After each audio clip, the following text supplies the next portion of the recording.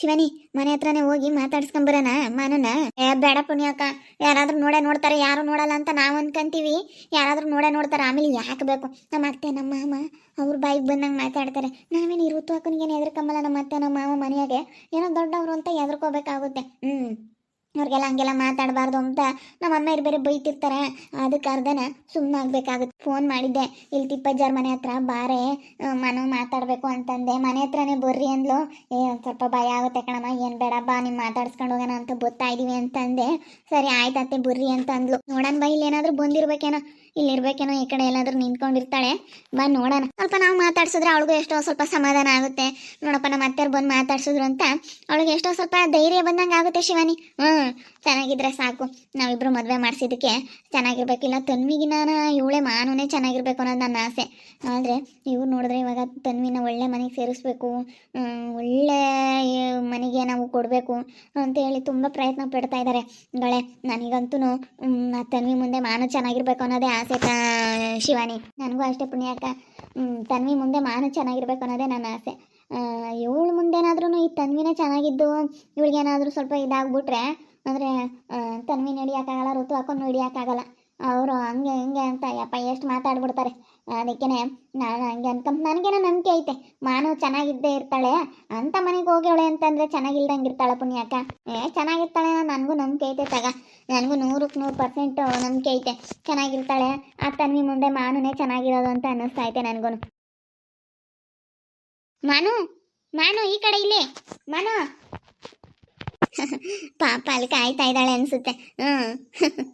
ಪಾಪ ಬಂದವಳೆ. ನಾನು ಆವಾಗಲೇ ಫೋನ್ ಮಾಡಿದ್ನ, ಅಷ್ಟು ಬಂದವಳೆ. ನಮ್ಮ ಮನೆ ಕಡೆ ಎಲ್ಲೂ ಬಂದೂ ಇಲ್ಲ, ಯಾಕೆ ಸುಮ್ಮನೆ ಅಂತ.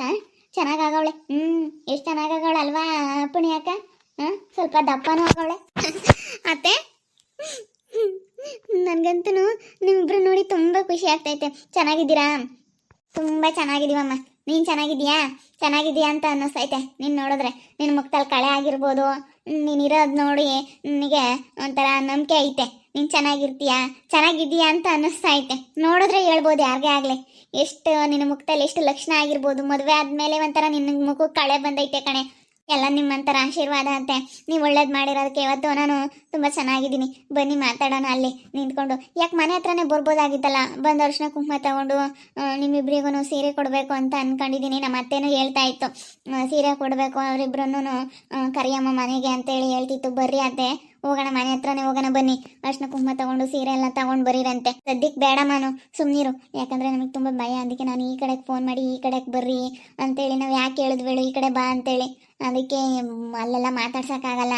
ಅಲ್ಲೇನೆ ನಿಮ್ಮ ಮನೆ ಹತ್ರ ನಿಮ್ಮ ಮನೆ ಮುಂದೆ ಇದ್ರೂ ನಾವು ಬಂದು ನೀನು ಮಾತಾಡ್ಸೋಕ್ಕಾಗಲ್ಲ. ಆ ಕಡೆ ಬಂದರೆ ಸಾಕು ನಿಮ್ಮ ಅಮ್ಮನಿಗಾಗಲಿ ನಮ್ಮ ಅತ್ತೆಗಾಗಲಿ ಡೌಟು. ಅವಳಿಗೂ ತನ್ವಿಗೂ ಎಷ್ಟೋ ಡೌಟ್ ಬಂದೈತೆ. ನಾವಿಬ್ಬರು ನಿನಗೆ ಸಹಾಯ ಮಾಡಿದ್ದೀವಿ ಅಂತ ಅವಳಿಗೆ ಡೌಟ್ ಬಂದೈತೆ. ರಾಮಯ್ಯನ ಹತ್ರ ಹೇಳ್ತಿರ್ತಾಳೆ, ಅಮ್ಮ ಪುಣ್ಯ ಅತ್ತೆನೂ ಶಿವಾನಿ ಅತ್ತೆ ಮಾನುಗೆ ಹೆಲ್ಪ್ ಮಾಡಿದ್ದಾರೆ, ಅವರಿಬ್ರು ಕ್ಲೋಸಾಗಿ ಮಾತಾಡ್ತಿದ್ರು, ಇವರಿಗೆಲ್ಲ ವಿಷಯ ಗೊತ್ತೈತೆ ಅಂತಲೂ ಹೇಳೋಳ ಅವ್ರ ಅಮ್ಮನ ಹತ್ರ. ಅದಕ್ಕೆ ಯಾಕೆ ಬೇಕು ಅಂತ ಈ ಕಡೆ ಬಾರಾಮತಿ ತಿಪ್ಪಜ್ಜರ ಮನೆ ಕಡೆ ಅಂತ ಹೇಳಿದ್ದು. ಹಂಗೆ ಮನೆಗೆ ಬರೋದಾಗಿದ್ರೆ ಫೋನ್ ಮಾಡಿ ಯಾಕೆ ಈ ಕಡೆ ತಿಪ್ಪಜ್ಜರ ಮನೆ ಕಡೆ ಬಾ, ಮಾನು ನಿನ್ನ ಜೊತೆ ಮಾತಾಡಬೇಕು ಅಂತ ನಾವು ಕರಿತಿದ್ವಿ. ಅಯ್ಯೋ ನಮ್ಗೆ ಇವಾಗಲೂ ಭಯ. ಆಮೇಲೆ ಯಾಕೆ ಬೇಕಪ್ಪ, ಯಾರನ್ನ ನೋಡಿ ಅನಿಸುತ್ತೆ. ಆದ್ರೂ ಮಾತಾಡಿಸ್ಬೇಕು ಅಂತೇಳಿ ಬಂದ್ವಿ. ಒಂದ್ಸತಿ ಮದುವೆ ಆದಾಗಿಂದ ಮಾತಾಡ್ಸಿಲ್ಲ, ಬರೀ ನೋಡೋದೇ ಆಯಿತು. ನೋಡ್ತಿದ್ದೆ, ಮಾತಾಡ್ಸೋಕ್ಕಾಗ್ತಾ ಇರಲಿಲ್ಲ, ಅದಕ್ಕೆ ಫೋನ್ ಮಾಡಿ ಹೇಳಿದ್ದು. ಸರಿ ಬನ್ನಿ ಅತ್ತೆ ಮಾತಾಡೋಣ. ನನಗಂತೂ ತುಂಬ ಖುಷಿ ಆಯಿತು. ನಾನು ನಮ್ಮ ಅತ್ತೆಯವ್ರು ನೋಡ್ತಾರೆ ಸುಮ್ಮನೆ ಅದೇ ಹೋಗ್ತಾರಲ್ಲ ಅನ್ಕೊಂತಿದ್ದೆ. ಅಲ್ಗೂ ನಾನು ಹಂಗೆ ಅಂದ್ಕೊಂಡೆ, ಯಾಕೆ ಬೇಕು ನಮ್ಮ ಅಮ್ಮ ಆಗಲಿ ಯಾರಾದ್ರೂ ನೋಡ್ಬಿಟ್ರೆ ಮತ್ತೇನಾನು ಅನ್ಕೊಂತಾರೆ ಅಂತ ಮಾತಾಡ್ಸಲ್ಲ ಅನ್ನೋದು ಗೊತ್ತು. ಹೆಂಗೋ ಚೆನ್ನಾಗಿದ್ಯಮ್ಮ ನೋಡಿ, ನಮ್ಗಂತೂ ಭಾಳ ಖುಷಿ ಆಯಿತು. ತುಂಬ ಚೆನ್ನಾಗಿದ್ಯಾ ಮದುವೆ ಆದಾಗಿಂದ. ಚೆನ್ನಾಗಿ ನೋಡ್ಕೊಂತಾರೆ ಅತ್ತೆನೂ ಅಷ್ಟೇ, ಮಾವ ಅಜ್ಜಿ ತಾತ ಎಲ್ಲರೂ ತುಂಬ ಚೆನ್ನಾಗಿ ನೋಡ್ಕೊಂತಾರೆ. ಸುಗುಣಕ್ಕನ ಏನಂತ ಕರಿತೀಯ ಇವಾಗ? ಒಂದ್ ಕಡೆಯಿಂದ ನೋಡ್ಕೊಂಡ್ರೆ ನಿನಗೆ ಅತ್ತೆ ಆಗ್ಬೇಕು, ಈ ಕಡೆಯಿಂದ ನೋಡ್ಕೊಂಡ್ರೆ ಒಂದ್ ಕಡೆ ಅಜ್ಜಿ ಆಗ್ಬೇಕು. ಏನಂತ ಕರಿತೀಯ? ಅತ್ತೆ ಅಜ್ಜಿ ಎರಡೂ ಕರಿತೀನಿ. ಮುಂಚೆ ಎಲ್ಲ ನಮ್ಮ ಮನೆಗೆ ಬರ್ಬೇಕಾದ್ರೆ ಸುಗುಣ ಅತ್ತೆ ಅಂತಲೇ ಕರಿತಿದ್ದ, ಹಂಗೆ ಕರಿತೀನಿ ಅಷ್ಟೇನೆ. ಇನ್ನೇನು ಮಾಡೋಕ್ಕಾಗುತ್ತೆ, ಏನು ಅಭ್ಯಾಸ ಆಗಿರುತ್ತೆ ಅದನ್ನೇ ಕರಿಬೇಕು. ಒಂದೊಂದ್ಸತಿ ಅಜ್ಜಿ ಅಂತೆಲ್ಲ ಕರಿತೀನಿ. ಇನ್ನೇನು ಬಿಡು ಅಂತೇಳಿ ವಯಸ್ಸು ಹೋಗೈತಲ್ಲ ಅಂತ, ವಯಸ್ಸಾಗಿದೆ ಅಜ್ಜಿ ಅಂತ ಅನ್ನಿಸ್ಕೊಳ ಅಂತ ಏಜ್ ಅಂತ ಅಜ್ಜಿ ಅಂತಲೂ ಕರಿತೀನಿ.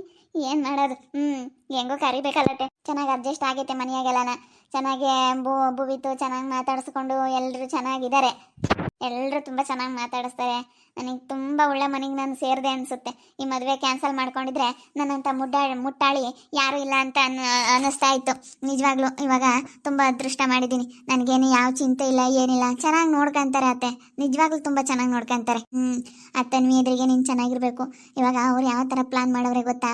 ಈ ಮನ್ವಿನ ಎದುರಿಗೆ ನಮ್ಮ ತನ್ವಿಗಿನ್ನ ಒಳ್ಳೆ ಮನೆ ಕೊಟ್ಬಿಟ್ಟು ಮದುವೆ ಮಾಡಿ ಇವಳಿಗಿನ್ನ ಅವಳು ಚೆನ್ನಾಗಿರೋ ಥರ ಮಾಡಬೇಕು. ನೋಡಿ ನಮ್ಮಪ್ಪ ನಮ್ಮಮ್ಮ ಎಂಥ ಒಳ್ಳೆ ಮನೆಗೆ ಕೊಟ್ಟರು. ನಾನು ಹೋಗಿ ಮದುವೆ ಆಗಿದ್ದಕ್ಕೆ ಇವತ್ತು ನೋಡಿ ಯಾವ ಥರ ಆಯಿತು ನನ್ನ ಜೀವನ ಅಂತ ನೀನು ಪಶ್ಚಾತ್ತಾಪ ಪಡಬೇಕು ಅಂತೇಳಿ ನಿಮ್ಮ ಅಪ್ಪ ನಿಮ್ಮಮ್ಮ ಅಂದ್ಕೊಂಡವ್ರೆ. ಅದಕ್ಕೇ ನೀನು ಎಲ್ಲರ ಕಣ್ಣೆದ್ರಿಗೂ ನೀನು ಚೆನ್ನಾಗಿರಬೇಕು. ಮನೇಲೇ ಆಗಿರ್ಬೋದು. ಈಗ ಮನೆ ಅಂದಮೇಲೆ ಸಂಸಾರ ಅಂದಮೇಲೆ ಒಂದು ಬರುತ್ತೆ ಒಂದು ಹೋಗುತ್ತೆ, ಅದನ್ನೆಲ್ಲ ಅನುಸರಿಸ್ಕೊಂಡು ಅದನ್ನೆಲ್ಲ ತುಳ್ಕೊಂಡು ನೀನು ಚೆನ್ನಾಗಿ ಇಟ್ಕೊಂಡು ಹೋಗ್ಬೇಕು. ಸರಿನಾ? ಧೈರ್ಯವಾಗಿರಬೇಕು, ಎಲ್ಲದಕ್ಕಿಂತ ಮುಖ್ಯ. ನಮ್ಮ ಅಪ್ಪ ನಮ್ಮಮ್ಮ ಮಾತಾಡಿಸ್ಲಿಲ್ಲ ಅಂತ ಧೈರ್ಯಗಿಡಬೇಡ.